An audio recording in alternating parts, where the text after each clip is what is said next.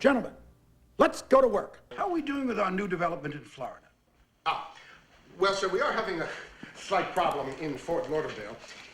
In order to make room for the magnificent, largest in the world Bolt shopping mall, we're going to have to tear down a nursing home for the aged. So? Well, at present, there are 180 very old people living there. And we understand that most of them are invalids who are bedridden and dying. So? It wouldn't look good in the papers. Get your point. Do it late at night. Excellent. Gentlemen, I have a little surprise. Follow me. What is this? It's like a slum area. You are looking at 2.5 square miles of the most derelict, dilapidated section of Los Angeles. But by noon tomorrow, it will all be mine. Ow! What is that? Oh, one of those little bums that live down there. I suppose you're wondering why Goddard Bolt is prepared to pay up to $4 billion to own this worthless pile of refuse. Am I right? Well, we would never presume to question your genius for financial wizardry, sir. But why? Wait.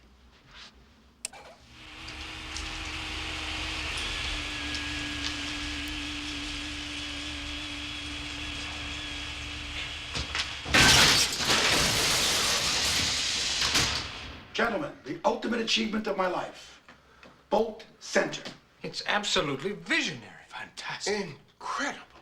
Gentlemen, you'll never know how much this project excites me.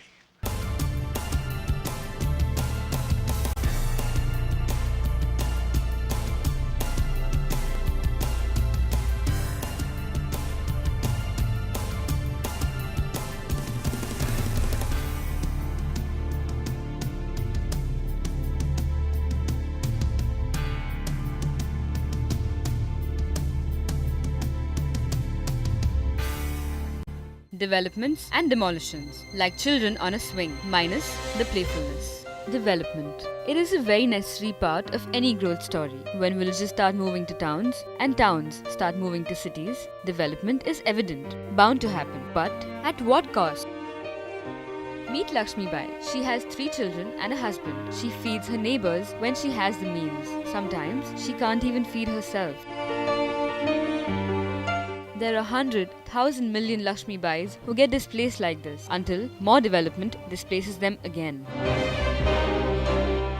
वो time पे हम लोग बहुत हालात से गुजरे। एक तरफ मेरा बच्चा बीमार था, दूसरी तरफ इतनी भागम भागी थी कि उल्टी लेके आमना सामना हम लोग करने थे और खाना भी खाते थे तो उठा के खड़ा कर देते थे। पुलिस वाले बोलते थे इधर जाओ, वो लोग बोलते थे उधर जाओ। ऐसे में हमारे कितने बर्तन, कितना नुकसान, कितना भरपाई हम लोगों को कोई कुछ दिया नहीं। लेकिन कब तक हम लोग ऐसा जिएंगे? सरकार क्या करती है? खाली हाथ जोड़ के जब काम हो जाता है तो हाथ खोल देती है। हम तुमको पहचानते हैं।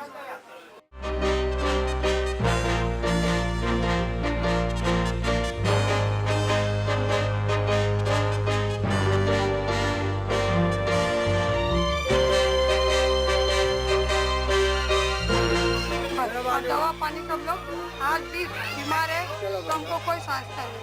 म्यूनसिपैलिटी में जाओ, 2000 की दवा लिख के दो, 3000 की दवा लिख के दो, यही चलता है। म्यूनसिपैलिटी वाले भी क्या खाली बोलते हम लोग फ्री में दवा देते, कुछ नहीं देते। सिर्फ नाम म्यूनसिपैलिटी का, राशन ऑफिस जाओ, कुछ बदली करने का बोला हमारे पास टाइम नहीं है, कल आना। This is Mankhurd. It could be any place in India, any dot. But have we even heard of Mankhurd? It is just another station on Mumbai's lifeline.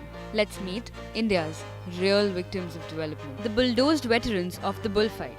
Government को सोचना चाहिए और ये साधन देखना चाहिए कि इंसान हर जगह पे कच्चा चाली हो या पक्का चाली हो, पक्के झोपड़े में बिल्डिंग में रहने वाले वो भी एक इंसान है, एक झोपड़पट्टी में रहने वाले वो भी एक इंसान है। तो उनका भी हक उतना ही है जितना हक बिल्डिंग में रहने वालों का है। यहाँ मलेरिया मच्छर से जो है ना गरीब परेशान है, लेकिन इसके लिए बीएमसी म्यूनसिपालिटी कभी जो है ना उसको हक नहीं, अधिकार नहीं कि हमारे यहाँ पे वो दे, यहाँ पे दवा डाला जाए या धुआं डाला जाए, इसके लिए उसको कोई सुनवाई नहीं।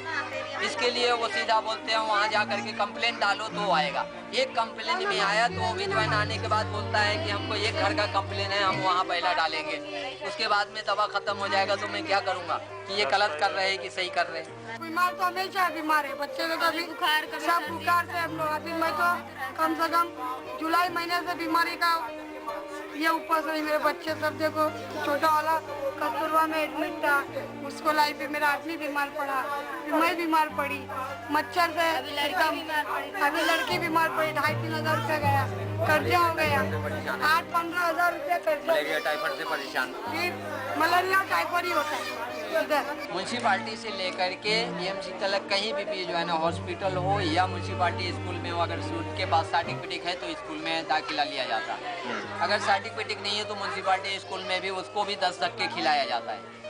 ये चीज़ ऐसा क्यों होता है? इंसान को शिक्षा देने के लिए अगर गवर्नमेंट के कोई भी अगर कार्यालय है, म्यूनसिपालिटी स्कूल है, तो उसको सबको हक अधिकार उतना ही बनता है और बराबर का बनता है कि उनको शिक्षा दिया जाए। कानून कायदा जानने वाला अगर बोलने वाला हो, जो लड़ने वाला हो, उसका काम फटाफट होता है। जो नहीं जानने वाला अगर सीधा इंसान हो तो क्या उसका काम नहीं होना चाहिए? उसका क्यों नहीं होता?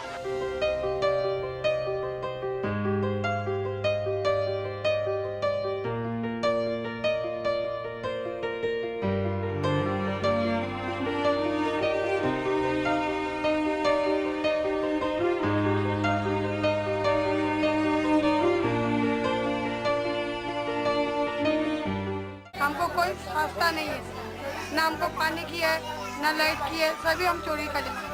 हमको तो डर है, हर जगह जगह पे डर है, लेकिन कब तक हम लोग ऐसा जिएंगे? हमारे हिंदुस्तान का संविधान है, वो संविधान में भारतीय वासी कहीं पे भी उसको हर कोने में, भारत के हर कोने में रहने का अधिकार है, और उसको भी अधिकार छीना जाता है। क्यों छीना जाता है? एक देश में 2 देश क्यों बनाया जाता? जो बनना था, जो इंडिया पाकिस्तान बनने का, तो वो तो बन करके वो अलग हुआ, उससे जो है ना उसके ऊपर तुम कुछ भी करो, उससे तुम कुछ भी करो, लेकिन हमारे देश का जो नागरिकता, हमारे देश को हमको क्यों अलग किया जा रहा है? हमारा सुनवाई क्यों नहीं है? हमारे में 2 पक्ष क्यों बन रहा? अगर इस चीज़ को बना जाए तो फिर इंसानियत का भ्रम क्या रहेगा? इंसानियत किसको बोलते हैं?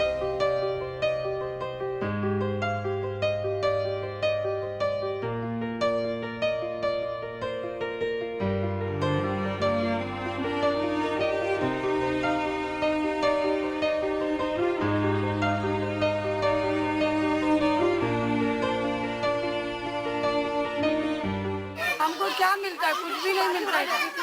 हमारी कोई गिनती नहीं है, हम लोग आतंकवादी कहलाते हैं। क्या बोलते हैं? बोले आतंकवादी रहते हैं। अगर हम लोग आतंकवादी रहते तो हम लोग ये मंत्री लोग का पहले बम से उड़ा डालते थे। और इसके आगे क्या कहूँ बस सर, इतना ही समझने वाले के लिए बहुत है।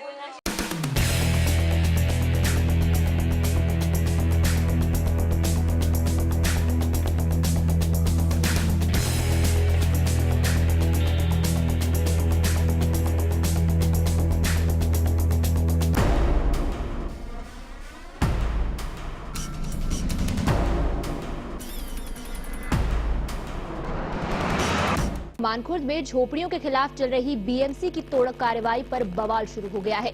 समाज सेविका मेधा पाटकर ने बीएमसी की इस मुहिम को गैर कानूनी ठहराया है। उनका कहना है कि बीएमसी बिना नोटिस दिए इन झोपड़ों को गिराने का काम कर रही है, जो कि गलत है और वो इसके खिलाफ आंदोलन जरूर करेंगी। मुंबई की झुग्गी झोपड़ियों पर बीएमसी के चल रहे बुलडोजर के सामने अब स्थानीय निवासियों के साथ समाज सेविका मेधा पाटकर भी खड़ी हो गई है। इन्होंने जो नोटिस परसों के शाम दी, उसके बाद कल सुबह ही डिमोलिशन चालू किया, तो 24 घंटे की नोटिस भी नहीं दी है। मानखुर्द में बीएमसी की लिस्ट में साल 2000 के बाद बने लगभग 2900 ऐसे झोपड़े हैं जिन्हें वो आने वाले दिनों में तोड़ने जा रही हैं। अब तक तकरीबन 1200 झोपड़ों को तोड़ा भी जा चुका है, लेकिन मेधा पाटकर का ये कहना है कि सरकार ये काम अपनी जिम्मेदारी से बचने के लिए कर रही है। उनका कहना है कि गैर कानूनी बताकर झोपड़ियों पर बुलडोजर चला रही बीएमसी खुद गैर कानूनी काम कर रही है। When development takes place, the displaced of Mumbai move from south to north. where land is cheaper. This picture reflects the situation after development, when the crumbs heading north crumble further. But Lakshmi Bai survives on these crumbs and can still joke and make us smile. ए गणपत, तेरे को भी साफ करूं क्या?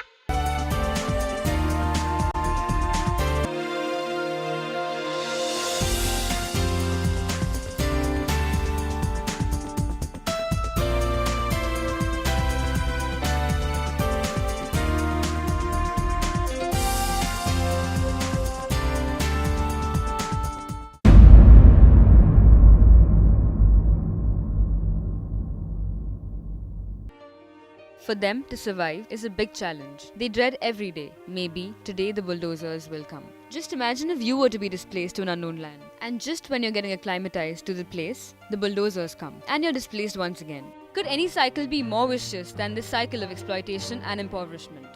This was just a movie. However, in Mankhurd, it is no movie. It is real, only until more development. This is the sad price of development that only the economically challenged have to pay. Impact of development projects are as follows: landlessness, joblessness, homelessness, marginalization and food insecurity, increased morbidity, increased mortality, loss of access to common property, and social disintegration. The rights that are exploited are as follows: right to participation, right to life and livelihood, right of vulnerable groups, and right to redressal.